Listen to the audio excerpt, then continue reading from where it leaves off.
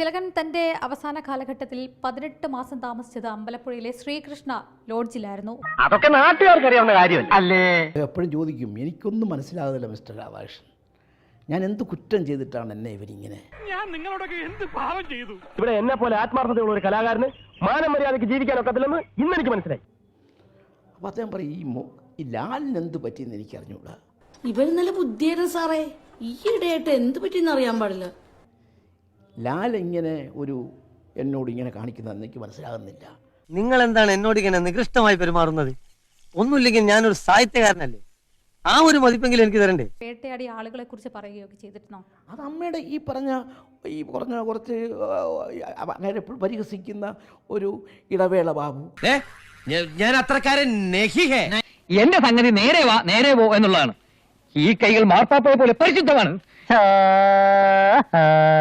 അയ്യോ, പച്ചവെള്ളം ചവച്ചു കുടിക്കണ പഞ്ചപാവം അങ്ങോട്ട് ഇറങ്ങിയില്ലടേ. അങ്ങനെ എപ്പോഴും പറയുന്ന പേരാ ഇടവേള. അവന് പണിയൊന്നും ഇല്ലാത്തതുകൊണ്ട് ഇടവേളയ്ക്ക് കയറുന്ന ബാബു എന്നൊക്കെ പറഞ്ഞ് അവനെ പരിഹസിക്കുമായിരുന്നു. മലയാളികൾക്ക് കൂടി നാണക്കേട് ഉണ്ടാക്കുന്ന വിധത്തിലല്ലേ നീ ഇവിടെ ജീവിക്കുന്നത്?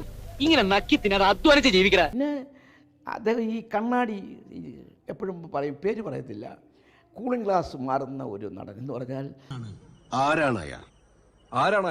അയാൾ ആരാണ്? ഇപ്പോഴും മനസ്സിലായില്ല? വേണമെങ്കിൽ ഒരു ക്ലൂ തരാം. ഞാൻ കൂളിംഗ് ഗ്ലാസ് വെക്കുന്ന എന്റെ കണ്ണിന്റെ പ്രൊട്ടക്ഷനാണ്. പിന്നെ എല്ലാരും പറയുന്നത്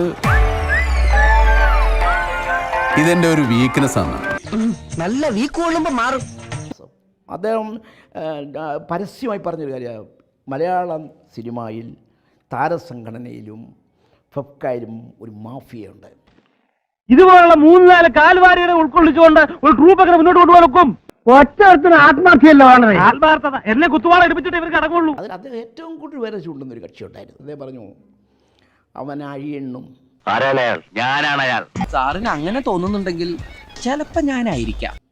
നിങ്ങൾ നോക്കിക്കോണം, വലിയ താമസമില്ലാതെ അവൻ അഴിയെണ്ണുന്നത് കാണാം. പക്ഷേ ആ വലിയ മനുഷ്യന് കാണാൻ കഴിഞ്ഞില്ല എന്നൊരൊറ്റ കുഴപ്പമേ.